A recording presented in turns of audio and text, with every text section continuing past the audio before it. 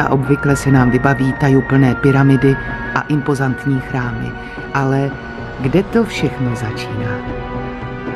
Víme, jak je to dávno, co lidé ve starověku začali pozorovat hvězdy? Nejsou pod nánosy písku pohřbeny ztracené světy?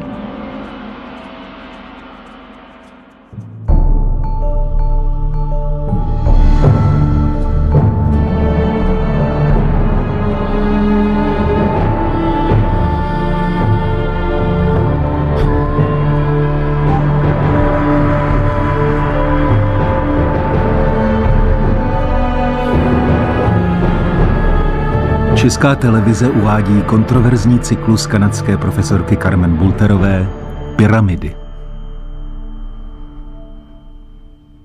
3. díl Posvátná kosmologie.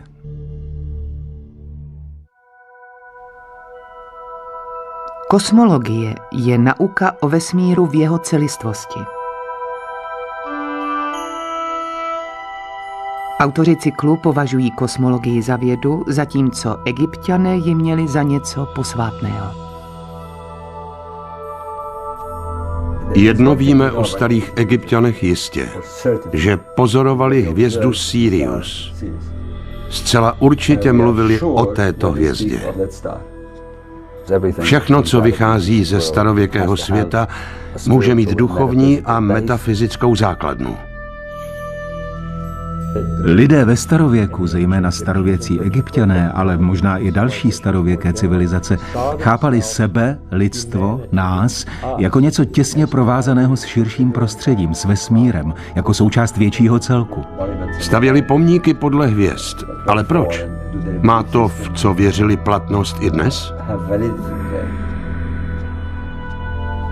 Pokud chceme rozšifrovat egyptskou symboliku, měli bychom hledat stopy ve starověkém jazyce, který se naučil Hakim jako dítě od starých mudrců, žijících podél pásu klidu. Z množství staroegyptských zobrazení jsme dosud usuzovali, že byli přímo posedlí smrtí. Když ale prozkoumáme starobylý jazyk Sufi, zjistíme, že dokonce ani neměli výraz pro smrt. Nazývali ji cesta na západ. V naší kultuře není výraz pro smrt. Neexistuje slovo smrt. Abychom ji popsali, mluvíme místo toho o cestě na západ, podle slunce, které vychází na východě a po obloze míří k západu. Takže cesta na západ, žádná smrt. Věříme ve vzkříšení, znovu oživení, slunce večer zapadne a ráno znovu obživne, když vyjde na východě, a my věříme, že stejně jako slunce znovu obživnou i zesnulí. Staroegyptský náhled na svět se zřejmě výrazně lišil od našeho. Věřili v posmrtný život a nesmrtelnost duše. Bylo vůbec možné, že znali něco jako vědu o nesmrtelnosti? Zdá se, že byli neoblomně přesvědčeni o tom, že umějí vyslat svého krále do jeho kosmického světa. Ta hvězdná božstva. Neboť král věřil, že se po smrti stane jedním z hvězdných božstev, proto stavěli pomníky a vykonávali rituály, které napodobovaly události a děje na nebi. Příčí se to všem našim vědeckým zásadám. Ale musíme pochopit, proč byli tak přesvědčeni. Starověcí Egypťané pojímali Zemi jako kosmické prostředí, které odráží děje na nebi. Věřili, že děje na Zemi a na nebi se odehrávají souběžně. A měli proto důvod. Jedním z hlavních důvodů byl cyklus řeky Nil. Nil byl životodárnou mízou Egypta a jeho tok probíhal v cyklu, který se řídil cyklem slunce a hvězd. Není tedy divu, že Egypťané spojovali znovu objevení hvězd se znovu zrozením Nilu. Toto hvězdné náboženství, chcete-li, bylo založeno na jednom důležitém aspektu. že mohlo pomáhat králi stát se duchovní bytostí a vrátit se do kosmického světa na určité místo s Orionem a tak dál. Byli přesvědčeni, že to dokážou, když budou pozorně sledovat, co se děje s hvězdami. Hvězdy se pohybují v ročním cyklu. Sirius a Orion měli zvláštní cyklus s tím, že zmizí nebo zdánlivě zmizí. Ale když pozorujete hvězdu v průběhu roku, zjistíte, že v určitou dobu svítí velmi nízko na západě. Slunce zapadá a stmívá se a hvězda se na pár sekund objeví těsně nad západním obzorem. Na druhý den ji už neuvidíte. Hvězda přibližně na 70 dní zmizí. Jako by se propadla do země. Ale po těch 70 dnech se znovu objeví. Tentokrát zasvítání těsně před východem slunce, což nazýváme heliakální východ hvězdy. Zatímco Egypťané to označovali jako znovuzrození hvězdy. Podle nich se něco událo. A sice, že hvězda vstoupila do podsvětí. Tam 70 dní pobyla a pak se jako zázrakem znovu vyhoupla nad obzor, znovu se zrodila na východě. To jsou texty pyramid, kde se mluví právě o tomto cyklu. Texty pyramid, nejstarší známé náboženské texty na světě, se nacházejí ve starověké lokalitě v Sakáře. Vnitřní zdi těchto malých pyramid jsou poseté tisíci hieroglyfy, svědčících o znalostech mechaniky nebeských těles a časových cyklů.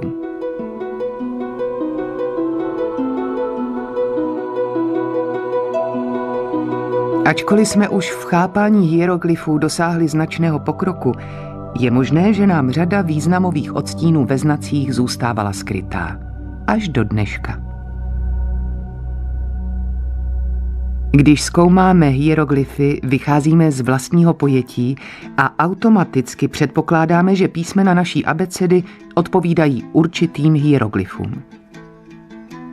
Známe ale na 4000 egyptských hieroglyfů, zatímco písmen abecedy je jen 26.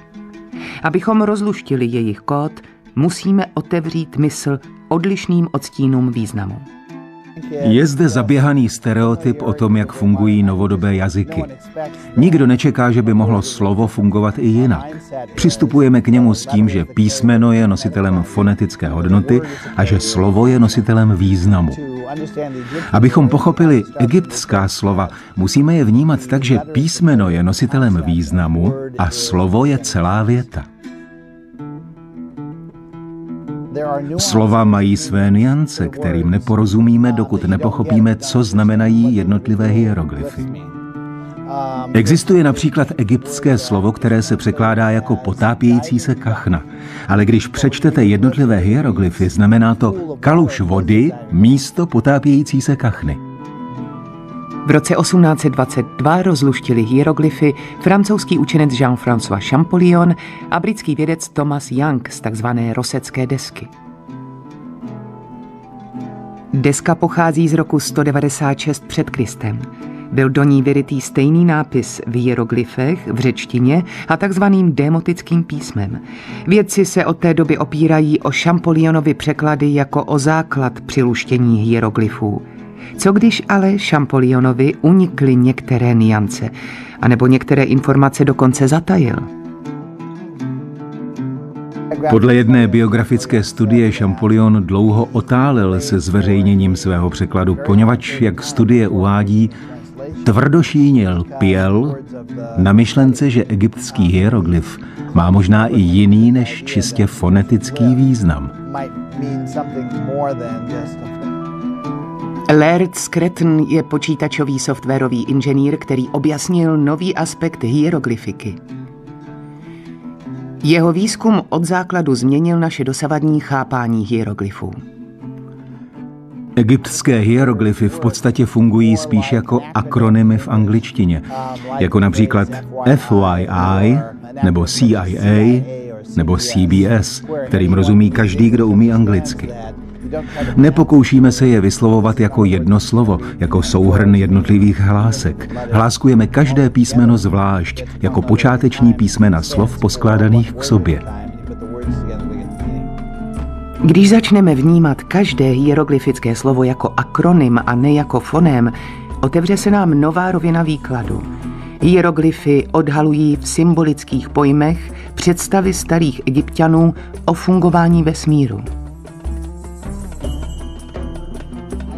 Můžu dokázat, že tvary určitých klíčových hieroglyfů vycházejí z kosmologie, která popisuje vznik vesmíru.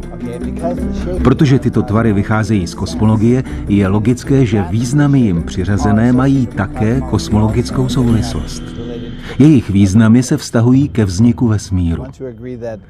Když uznáte, že hieroglyf pro slunce obsahuje všechny přidružené významy, jen těžko vyvrátíte, že slovo měsíc říká i to, že měsíc udělá jeden oběh, nebo jen těžko vyvrátíte, že slovo rok říká doba ročního oběhu kolem slunce.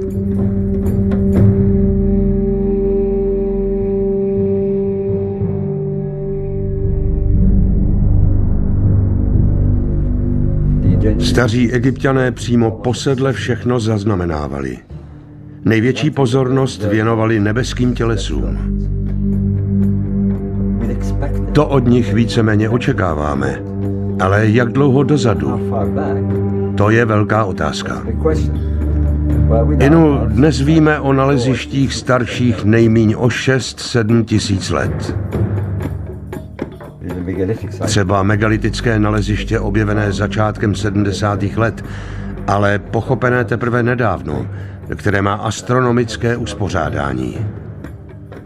Zvláštní je, že tohle astronomické uspořádání navlas odpovídá tomu, které nalézáme ve věku pyramid, čili Orion, Sirius, letní slunovrat.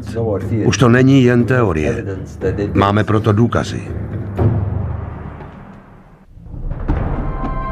Autor Robert Bauval už desítky let zkoumá uspořádání egyptských památek vůči klíčovým hvězdám.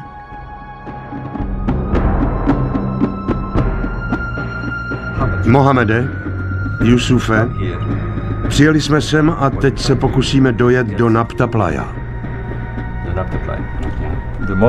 Nejdůležitější je dostat se tam.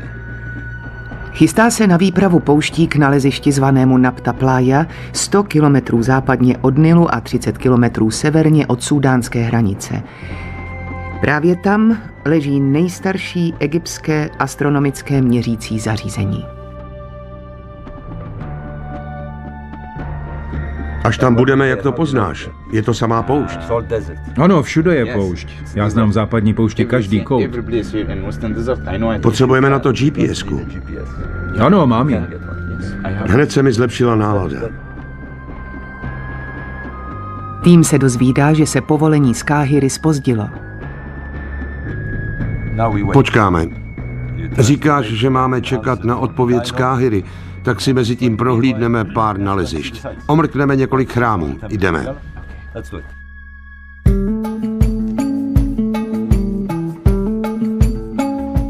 Klíčem k dešifrování Egypta je uspořádání chrámů, které se v různých epochách měnilo, aby se shodovalo s majestátním precesním pohybem hvězd. Stojíme u karnatského chrámu v Luxoru. Na této zdi vidíme rituál natahování provazu. Na pravé straně je bohyně Sešat. Představuje ji kněžka, která drží v ruce provaz a paličku. Na druhé straně je faraon. Mezi nimi je natažený provaz a oni vlastně rovnají polohu pomníku podle postavení hvězd. Z nápisů v karnatském chrámu víme, že přiřazovali stavby k obtočnovým hvězdám, zejména k velkému vozu. Stavby uspořádávali také podle Orionu, podobně jak tomu je v Nabtě. Karnatský chrám, coby centrum egyptského náboženství, je uspořádaný podle východu slunce v den zimního slunovratu. Když se podíváme po téhle ose tímto směrem, v den zimního slunovratu bude slunce vycházet podél ní. V den letního slunovratu bude zase souběžná se západem slunce.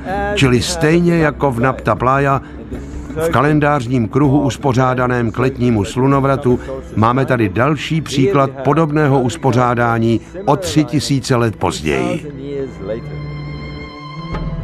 Robert Bauval doufá, že se během výpravy do otevřené pouště na vlastní oči přesvědčí, že takhle je uspořádáno i odlehlé naleziště u Nabta Playa. Tým chce v rámci přípravy zmapovat trasu, po které pojedou s pomocí GPS. Jeepy jsou vybavené zásobami na nebezpečnou cestu.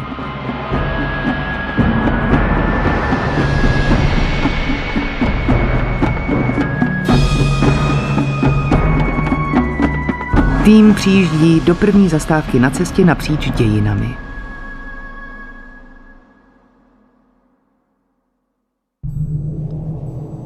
V srdci oázy Kharga leží křesťanská osada, jejíž kořeny sahají do 3. století po Kristu. Strop kaple zdobí původní fresky vyprávějící příběh o Adamovi a Evě. Důležité je, že v Nabta Playa máme osadu, která vznikla nejméně před 6000 lety před Kristem. Tady máme římskou osadu z 1. nebo 2. století. Zdejší lidé si nepochybně byli vědomi jakéhosi původu v poušti. Určitě se stěhovali z místa na místo. Jsme odtamtud jen 300 kilometrů. To je velké dílo, do kterého se musí pustit kulturní antropologové, lidé, kteří umějí hledat stopy uvnitř ztracené kultury. Hledáme ztracenou kulturu, která byla možná původem naší civilizace.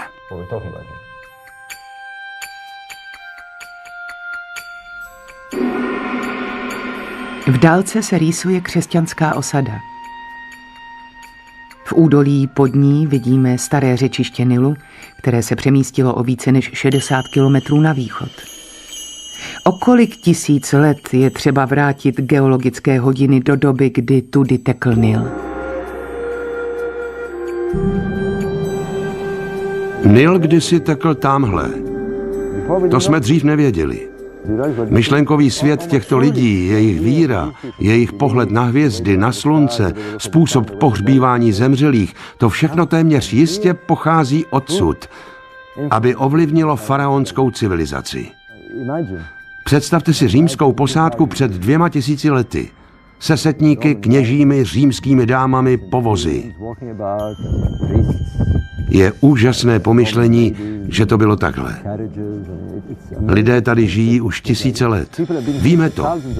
Ale teď nám musíte ukázat prehistorické jeskyně s kresbami, které svědčí o tom, že lidé tady byli mnohem déle. Možná před 10–15 tisíci lety. Neuvěřitelné.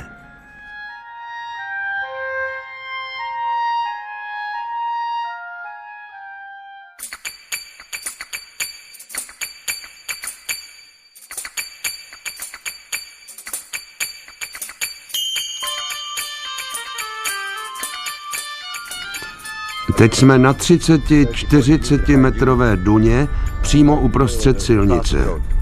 Staré silnice, jak vidíte. Je to úžasné. Stará silnice vlastně vede pod Dunou. Tohle je nová Duna. Vznikla tak asi za posledních 30 let. Dokazuje, jak rychle se písek pohybuje. Tým testuje jeepy v otevřené poušti a zkracuje si přes ní cestu ke starobylému pouštnímu klášteru.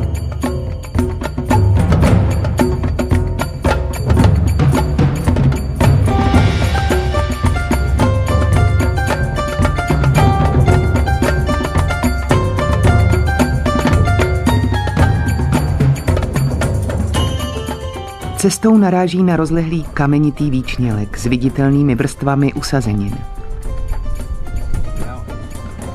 Průvodce vypráví, že ta místa kdysi tvořila dno oceánu. Vroubky na skále připomínají vodní vlnky a v tvrdé hornině jsou pořád ještě usazené lastury, což vypovídá o výrazné změně v geologii a v klimatu za posledních několik tisíc let. Skamenělé dřevo je z mnohem pozdějšího období, ale tady vidíte kámen osázený lasturami starý miliony let. Kráčíme terénem starým miliony let.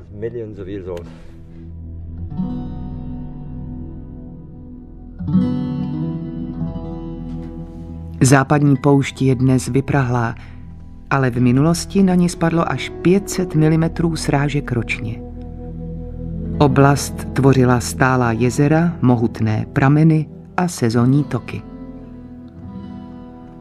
Poslední vlhké období bylo mezi 130 000 a 70 000 lety. Tehdy oblast tvořila savana porostlá trnovými keři.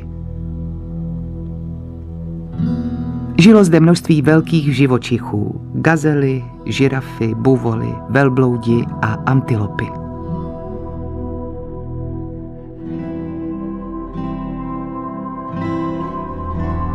Toto období vystřídalo období sucha, které trvalo do 12–13 tisíc let před Kristem. Před 12 000 lety zasáhly jižní Egypt letní tropické monzuny. Srážek bylo málo a omezovaly se většinou na letní měsíce. To stačilo k životu menším zvířatům a dobytku. Menší živočichové žili z rosy. Takové podnebí nutilo pravěké lidi k častým přesunům.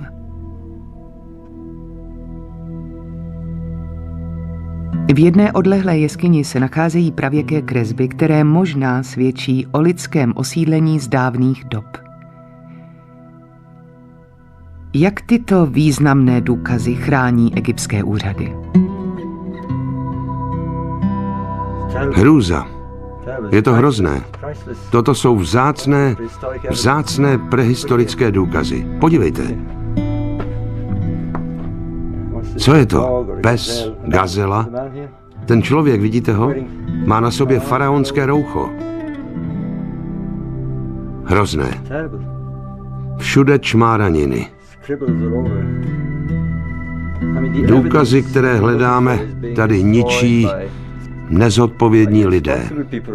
Naleziště je nechráněné. A paradoxní je, že lidé, kteří zodpovědní jsou, sem nesmějí. A papírování a povolení je dohánějí k šílenství. Podívejte, to je krásná hadhořina kráva. Jen se koukněte, to je umělec a ne primitivní kameník.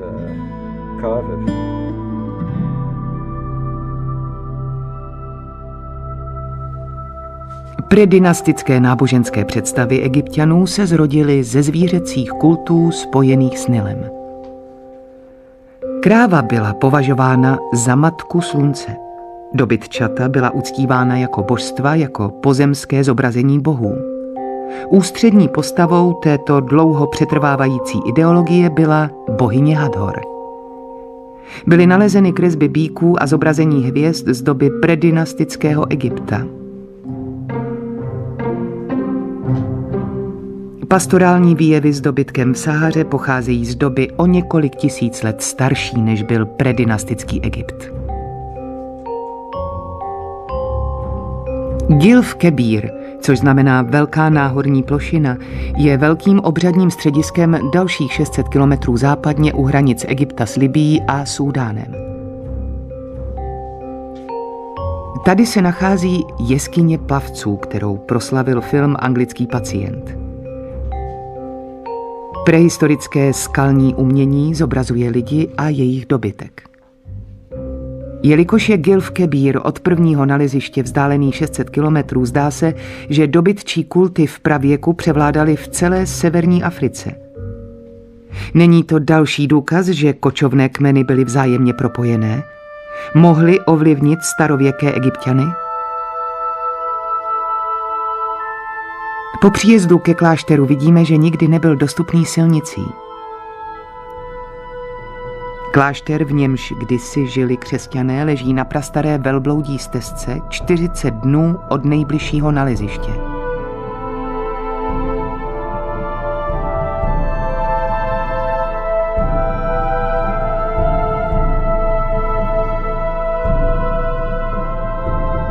Dodnes jsou zde patrné stopy, že to kdysi byla oáza s obrovským akáciovým stromem starým přes 800 let. Tým si udělal piknik na koberci žlutých akáciových květů. Tohle je nádherná oáza. Jsem moc rád. Vyzkoušeli jsme auta, všechno klape, řidiči jsou v pořádku a byl to dobrý nápad dojet sem a odpočinout si. Potřeboval jsem si setřást to napětí z čekání na povolení. Všechno je připraveno? Ano, ale je na čase odsud odjet do hotelu a přenocovat tam. Zítra ráno vyrážíme brzo. Už ve 3 ráno. Jsem připraven. Ano, to vím. Za to vy nevíte, že do Abu Simbelu je to dlouhá, namáhavá cesta. Tak jedeme. Už jsme se načekali dost. Jedeme, ať se pořádně vyspíme.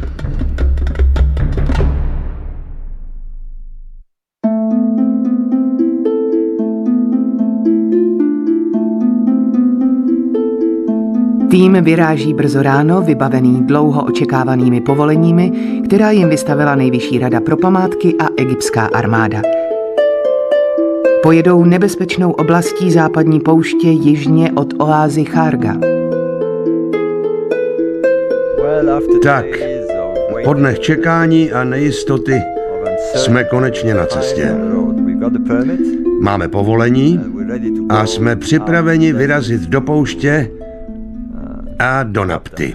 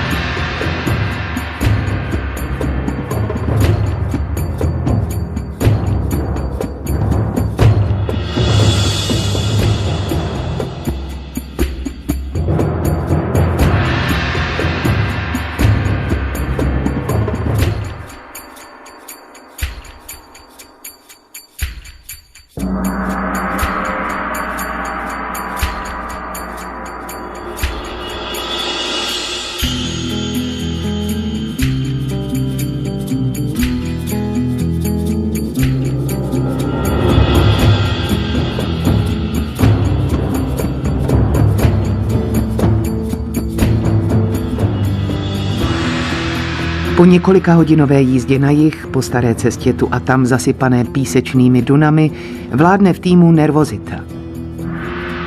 Poslední úsek pojedou naslepo otevřenou pouští a budou se spoléhat jen na zařízení GPS, které je navede k nalezišti Napta Playa. Asi Tohle je přesný. 3 kilometry.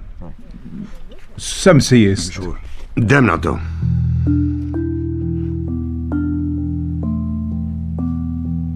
Jaké stopy odhalí u Napta Playa?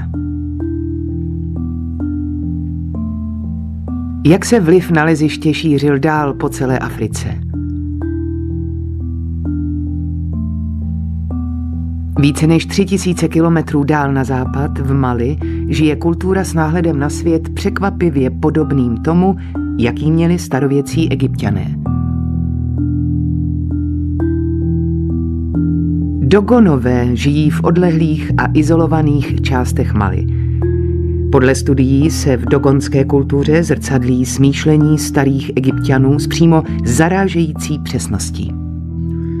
Zkoumáním života Dogonů jsem objevil souvislost mezi jejich světem a světem Egypťanů. Všiml jsem si, že dogonské kresby se objevují jako hieroglyfy v egyptských slovech. Ve svém radikálně jiném výkladu egyptských hieroglyfů vychází Laird Scranton ze zkoumání dogonských kosmologických znaků. Dogonští kněží už tisíce let používají kosmologické kresby a znaky. Zatímco staré Egypťany o vysvětlení požádat nemůžeme, dogonští kněží nám mohou vysvětlit svou kosmologii i to, jak se jejich znaky píší a vyslovují. Dogonové vysvětlují všechno tak podrobně, že je to, jako byste měli učitelský výtisk příručky, kterou studujete, s klíčem a odpověďmi vzadu. Můžete se obrátit na dogonského kněze nebo zapátrat v antropologických studiích a oni vám ochotně vyloží, co jejich znak znamená a o čem vlastně mluví.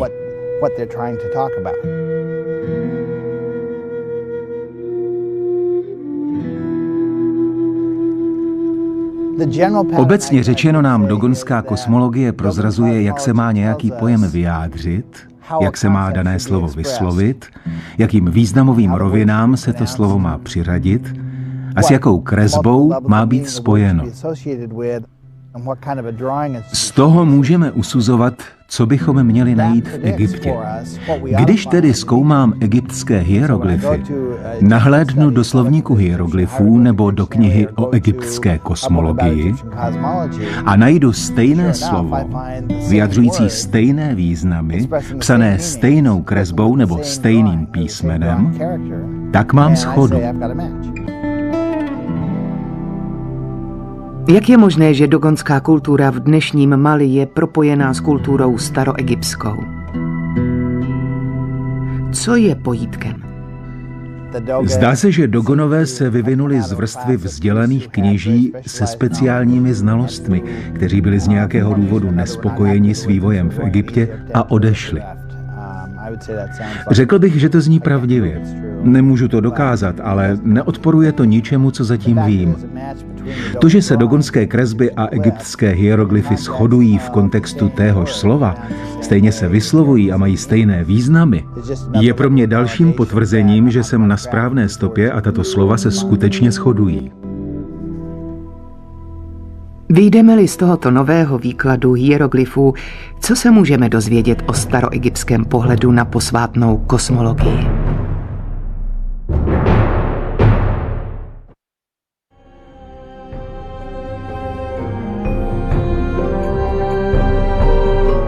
Původně jsem měl určité obavy z napsání těch knih.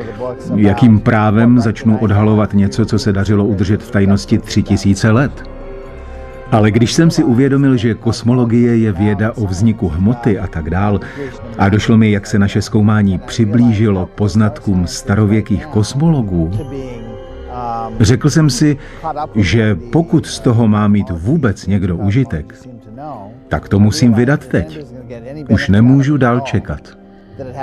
Jsme už jen asi 50 let od objevení všeho, co jsem našel v dogonské a egyptské kosmologii. Je vůbec možné, že staroegyptská kosmologie byla vyspělejší než dnešní věda? Starověká kosmologie podle mě obsahuje informace, ze kterých by mohli těžit autoři teorie strun i současní kosmologové, kdyby jim věnovali pozornost. Dogonové i Egypťané nám vysvětlili, jak je možné, že pouhým vnímáním se dá hmota rozvlnit a rozložit na částice, což vědci neumějí vysvětlit. Když se zeptáte Stephena Hawkinga, kolik existuje elementárních částic, řekne, že přes 200. Dogonský kněz vám odpoví 266. Věda teprve stojí na pokraji objevů, které starověké civilizace zřejmě znaly už dávno. Jak je to možné?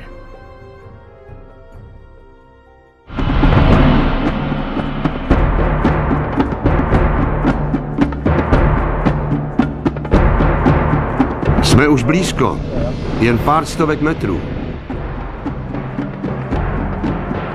Vzrušení narůstá, blíží se konečný cíl výpravy. Pravěké naleziště Nabta Playa.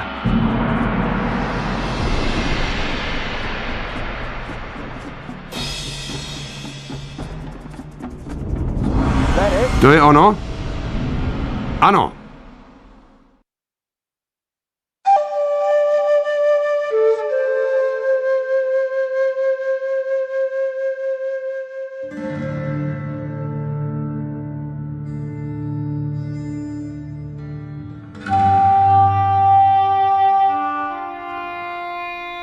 Stojí tady zhluk obrovských megalitů, které sem přivlekli Bůh ví odkud a rozestavili do určitého tvaru.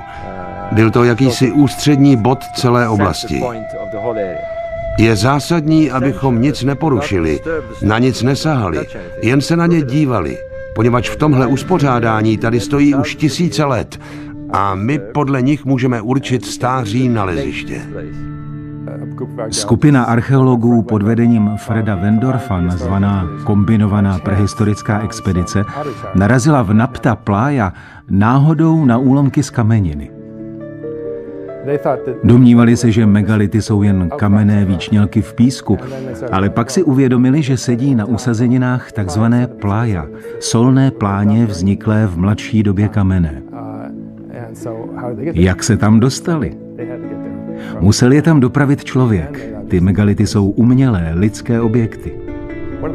Jedním z možných pojítek s Egyptem z předfaraonské doby je to, že Nabta Playa se stala klimaticky vyprahlou, jaká je dnes, kolem roku 3800 před Kristem. Od té doby je neobývaná. Historikové se dosud domnívali, že Egypt svou vyspělou kulturu převzal z Mezopotámie. Dnes se však obecně uznává, že se spletité společenské procesy nešíří z jednoho místa na druhé, ale vyvíjejí se spíše lokálně.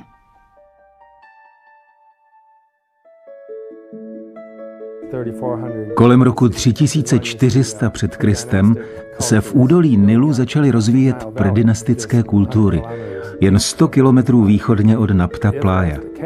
Pokud je to tak, potom řada faktů, které známe ze slavného období faraonského Egypta, měla v nějakém ohledu původ v kulturním vývoji lidí z Nabta Playa.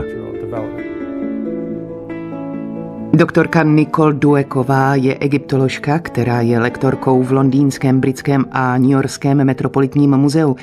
Zvláštní shodou okolností byla v Nabta Playa ve stejný den jako náš tým. Podle toho, co od ní vím, je taky přesvědčená, že tohle je možná zdroj egyptské civilizace. To je úžasné. Chystám se sem od chvíle, co vyšla první publikace. Jaká byla pravděpodobnost, že se tu potkáme? Žádná. Je to ohromná shoda náhod. V loni jsme se stejnými lidmi odjeli do Gil v Kebíru a u Vejnátu. 2 dny jsme prolézali Karkurtal a prohlíželi jsme si kresby těch přežvíkavců, toho dobytka a lidí na cestě se svými stády. A je to stejné stáří jako tady. Ti lidé měli to, čemu dnes říkáme kalendář. Podle postavení slunce označovali určité dny v roce. Hlavními body jsou samo sebou letní a zimní slunovrat a obě rovnodennosti. Nepochybně pozorovali slunce po celý rok a proto měli kalendář. Tato struktura na povrchu nevypadá významná, za to pohled pod zem odhaluje záhadu. Tyto složité stavby jsou nejzáhadnější stránkou Nabta Playa.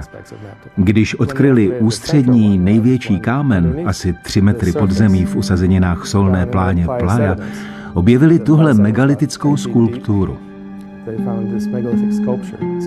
Někteří ji nazývají kraví kámen. Možná se vzdáleně podobá krávě, ale zdá se, že má možná i astronomický význam, protože se nachází v astronomickém komplexu. A pod tímto kamenem na podloží, pod všemi usazeninami, našli další skulpturu vytesanou ze skalního podloží, připomínající sfingu. Skulpturu vytesanou v podloží zasypali v průběhu tisíců let další nánosy. Potom byl vytesán kraví kámen a umístěn sem. Ten postupem času zakryly další vrstvy usazenin.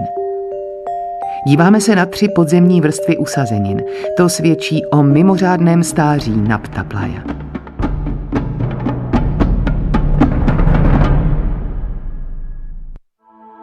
Mnohem zajímavější na tom je, že je uspořádali podle hvězd. To je něco zcela jiného, poněvadž uspořádání podle hvězd znamená, že rozeznávali roční období. Klimatické podmínky byly pro ně tedy nesmírně důležité. Když začalo období monzunů, tak hvězdy byly pro ně znamením, že začaly monzuny. Vydali se na cestu a přišli sem v době, kdy monzunové srážky zaplnily jezera. Bylo pro ně klíčové, aby sem došli, když byla v jezerech voda. Bylo by fatální chybou přijít sem o 20 nebo 30 dnů dřív. Ze středu naleziště paprskovitě vycházejí 3 řady kamenů na východ. Série čar na sever. Správně? Podle Wendorfa a následně i Brophyho Jde o uspořádání podle východu určitých hvězd tady a tady. Dvojitá řada bloků, dlouhá 250 metrů, ukazuje k nejjasnějším hvězdám Orionova pásu. Druhá řada ukazuje na vycházející postavení Sýria. Další dlouhá řada je uspořádána podle nejjasnější hvězdy Velkého vozu, který Egypťané později zobrazovali jako stehno nebo nohu krávy. Stély jsou natočené k obtočnové části oblohy, kterou texty pyramid popisují jako místo, kde hvězdy nikdy neumírají. Je zde Orionův pás a Sirius. Zajímavé je, že je nejen přiřazovali, ale pozorovali jejich pohyb na obloze, a to dlouhodobě. Takže věděli, že se hvězdy pohybují. Věděli, že slunce se rok co rok pohybuje po stejné dráze v ročním cyklu. Možná, že celý ceremoniální komplex měl něco společného s věkem blíženců a s přechodem na věk býka. Jestliže tedy mluvíme o přechodu na věk býka, souviselo zobrazování krav ve starém Egyptě s kočovnými dobytčími kulty, které v oblasti převládaly? Astronomie nám tedy říká, že je zde pojítko. Teď je na antropolozích a egyptolozích, aby to pojítko našli. Potíž je v tom, že většina těchto oborů je tak zahleděná do vlastního světa, že je těžké je pohnout tam či onam. Nevím, jak je to ve Spojených státech, ale v Británii je každý uzavřený ve vlastním malém světě. A lidé, kteří se zabývají texty, nemluví s lidmi, kteří se zabývají nalezišti v tom samém oboru. Je čím dál zřejmější, Skutečně. že jsou zde Souvislosti. No ovšem, a jsou to poměrně zajímavé souvislosti, poněvadž zatím tak či tak neznáme jiné odpovědi, čili tahle je stejně dobrá. Lepší.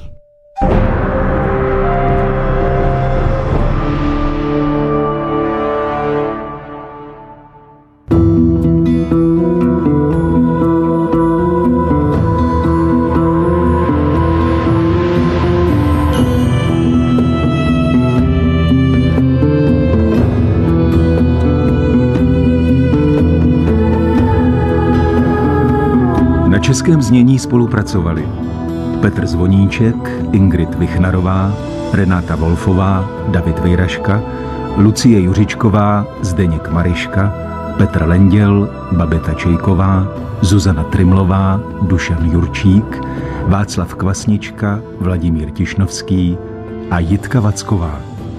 Česká televize 2012.